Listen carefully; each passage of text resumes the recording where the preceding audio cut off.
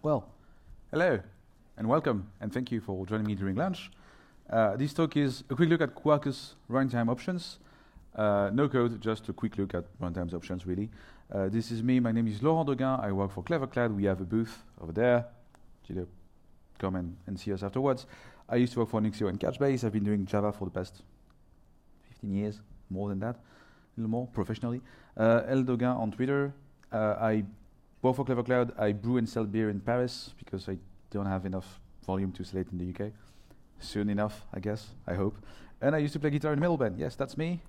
I work for Clever Cloud. We're a hosting company, hosting powers. That joke's number one. What we do is automate all the things and make sure that once it's automated and deployed, it stays deployed. So that's the important bit. It's all VM based, and the important thing we do is because you get blue-green deployment by default, all the system image are updated by us sometimes several times a week, mostly several times a month, so that you always have your system dependencies up to date and are not affected by Heartbleed and other bad SSL thingy like this. Anyway, that's Clever Cloud. Come and see me afterwards at the booth if you have questions. So what is Quarkus? The website says supersonic subatomic Java, which doesn't mean anything. So you get to the definition of the website, which says a Kubernetes native Java stack tailored for GraalVM and OpenJDK hotspots, crafted from the best of breed Java libraries and standards. I will let that sink in. And then, normally, if you're like me, you have absolutely no idea what that means, because it's a bit complicated, which is fine, and that's the reason why we're here. And the whole talk is going to be about basically taking every pieces of this thing and telling you why it's important, why it matters, and why Quarkus uses this. Yes. So, Kubernetes native, what does that mean in the world of Java, and what does that mean for the JVM? Well, the first thing about Kubernetes is that when you run an application on Kubernetes, you use containers. Containers are sharing a kernel has a limited amount of memory, and so if you're using an orchestrator like Kubernetes, you can assign a specific limit of memory to a container. Now, the JVM being what it is, a greedy, memory-greedy software, it can be really hard to exactly know what's going to happen to your memory consumption. And what Kubernetes does when you go above the layer is basically kill your containers. So you know, it just doesn't work. And Kubernetes native would mean, in that sense, that actually this won't be a problem, this won't be an issue. And the important bit about this is how you measure memory consumption on Quarkus. Quarkus being GraalVM based, you can create native apps. I'm going to talk about this a little bit later. And the way you measure memory is it's called residential size something, RSS, whatever, memory footprint. Basically, it's an acronym that gathers the memory that your JVM needs to run, and the heap, which is basically the memory that your application needs to run. And if you have a native build, which is a native image, no JVM, just a big fat binary, which is not that big, you have a deterministic memory footprint, which means that if you have a deterministic memory footprints, you won't have this silly issue of consuming too much memory and being killed by the Kubernetes orchestrator. So that's one of the reasons why this is important and why Quarkus is Kubernetes native or container native, or however you want to call that. Basically, low memory footprint. Or controllable more than low. The important part is deterministic and controllable. Now, what do they mean by Java stack? Of course, well, it's Java. Java 9 introduced something really cool, and that's Jvm CI. Jvm CI for Common Interface, Jvm Common Interface. And what Jvm Common Interface allows you to do is basically to hook yourself on the bytecode generation. How does JVM work? You write some Java code, you compile it to bytecode. Bytecode is nothing close to machine code. It's just some code that can be interpreted by the JVM. The JVM, being what it is, gets your bytecode, and it's just-in-time compiling. So it takes the bytecode, and while it's running, it's transforming that bytecode to machine code, which means that you can change things at runtimes, which allow you to be dynamic, to have a dynamic behavior, which is pretty much what all recent-ish, I mean, it's been 15 years that we've been doing Java with reflection, with dynamic aspects, pretty much since Java 7 and Invoke Dynamics came out to JVM.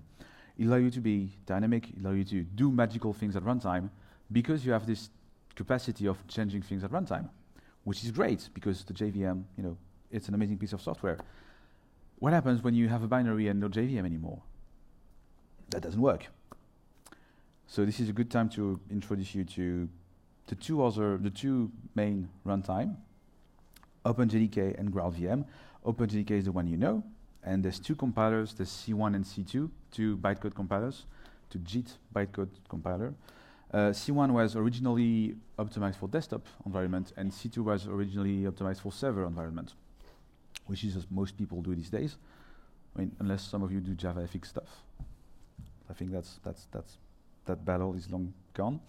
And interestingly enough, this thing, C1 and C2, those bytecode to machine code thing have been written in C++, long time ago. Super optimized, super low level, extremely cool, blah, blah, blah, all these things. It's old. What JVM CI allow you to do since Java 9 is to write your own C1 or C2, write easily your own bytecode to machine code interpreter.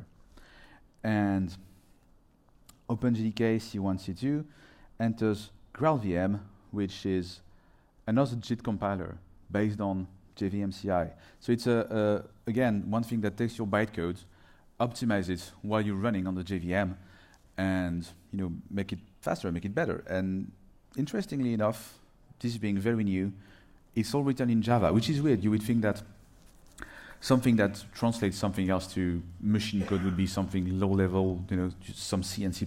Actually, it's written in Java. It's super efficient. It works really well because when you have super complicated projects, it can be, in the long run, way more efficient to write them with something like Java, which is very high level because it's easier to maintain and to work on a big project than C++, which is really hard, and you need to optimize every little bit. And you can optimize the whole world. You can optimize everything. So there's a balance to have between having something super complicated where you can optimize every single little thing, which is the C++ one, and having something much more high level, which is what GraalVM allows you to do with the JVM. And GraalVM is not just this JIT compiler. It's also something called Substrate Vm. And Substrate Vm is a project that allows you to move from JIT, just-in-time compiling, to AOT compiling, which means ahead-of-time compiling, which basically means you can produce a binary. No JVM anymore, just a binary. Just like when you write Go projects. And you can see that in the Kubernetes Native world, there's a lot of small binaries written in Go. Now you can do the same thing with GraalVM because of that. Now, the problem is you don't have the JVM anymore. You have, from your bytecode, a binary, which means you cannot run all those nice optimization that you had with the JVM and the JIT. So the end result would be with the JVM, with JIT compiling, so GraalVM and OpenJDK, it starts a little slowly, but at least you get all those cool optimization once your code has been running for a while, which some people don't necessarily know, but you actually would benefit from having a warm-up of your JVM. The more you run stuff on this, the more the JVM does magical thing with the JIT and knows how to optimize things. This doesn't work anymore because it's a static binary. But the thing is, because it's a static binary, better memory resolution, better memory consumption, more control on this. It starts super fast, but it won't go as fast as a warmed-up JVM. So you have to choose, one or the other. For now, I'm assuming that the more they work on this, and the more optimized it will be. Something also interesting with this is, I believe it's based on LLVM, and LLVM has something called optimization, which basically, when you run something that's been built with LLVM or with GraalVM, it will generate a metadata file, and you can recompile that binary thanks to that metadata file, which is basically a description of all the optimization you could have done with your binary. And so if you compile this with this metadata file, you will approach the performances you would have with the JVM, but with the benefit of having a static binary limited in memory. So that's pretty cool. So that's Quarkus. Quarkus has the choice of OpenJDK's JVM with JIT, GraalVM JIT, or a GraalVM native image. And at the end, they said the best of breed Java libraries and standards. Basically, Quarkus is a stack of stuff: Hibernate, Native, REST-easy, Eclipse, Microprofile, Vertex, Apache Camel. And if you're familiar with those stacks, they all used reflection and dynamic things heavily. But again, all the things that were done at runtime cannot be done at runtime anymore because there's no runtime, it's just a static binary. So what happens? A couple of choices. You remove all those magical reflection things, and to me that's what right now is the most important thing that the Quarkus guys, people did. They committed upstream many changes in those projects to remove, to get rid of reflection, to get rid of all those most dynamic stuff that happened. It doesn't mean that you cannot have this anymore, it just means that you have to specify to the static compiler what would have happened dynamically at runtime. Most of this can be done during the build time of your project. Some of this can't, and so you have to write a file that says this is what would have been discovered magically at runtime. And fortunately, what the Quarkus people did is they built a framework to make sure that you could easily integrate another framework based on this. If you use Quarkus, it's super easy to declare all those magical things that would have happened and to compile your static binary with this. So that's really what the Quarkus value is to me right now, because again, I run software, I would server software. I love the JVM, I love C2, the JIT compiler. It does amazing things with the garbage collection that are now much more simple if you use a native image, but it's only the beginning. It can only go faster and better. So for now, the important part for me is all the work that they did for the past 9 months on these libraries. And in the future, the important part will be all the optimization, all the stuff that they will do so that your static binary file or your static binary will be as fast as if it was running on the JVM. So this is how you measure and read. That's on the website of Quarkus. Basically, you can see the difference in sizes. You can see the difference in response time, saying that Quarkus and GraalVM is super fast compared to all the others because, again, GraalVM has a just-in-time compiler that's been written in Java that's more recent than C2 that was written in C++. It goes faster. Something I don't know, and there's an Oracle boost, so you can ask them. GraalVM has a community edition and enterprise edition. I'm assuming this benchmark has been done with the enterprise edition, so I don't know how the community edition compares to this. But anyway, this is how you measure RSS, which, again, I forgot where it is. Residual size, maybe? I don't know. Anyway, that's the footprint, final memory footprint of your binary. And it's super, super, super small, so it's easy to put this into new kind of architecture. Everybody talks about serverless, everybody talks about microservices, and in all those architecture, what's super important is the cold start, it's the boot time. It needs to boot super fast. And so that's what a small binary allows you to do compared to a JVM, and that's why any Quarkus projects are a good fit to do function as a service. I know they're rewriting OpenFast with Knative, which is their own function as a service thing running on Quarkus with all those technology I talked about. So that's a good fit.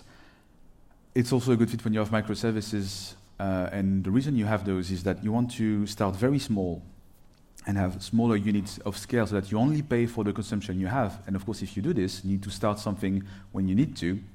It goes much faster with a small binary with a very quick cold start than what you would have with a JVM. So it makes it a good fit for this. So now the next question I have for the future is that there's another player in that field. It's called Webassembly. It's also using GraalVM. It also compiles to a native binary. It's also super fast. It's, we'll see what will happen in the future. At Clever Cloud, we're working on our own function as a service. It uses Webassembly. We're looking right now into GraalVM to do benchmarks and see if the binary generated by GraalVM will be as fast as the binary generated by the WebAssembly compiler. We'll see. That's for the future. So anyway, usual path, platform as a service, Clever Cloud, blah, blah, blah. Thank you. Cheers.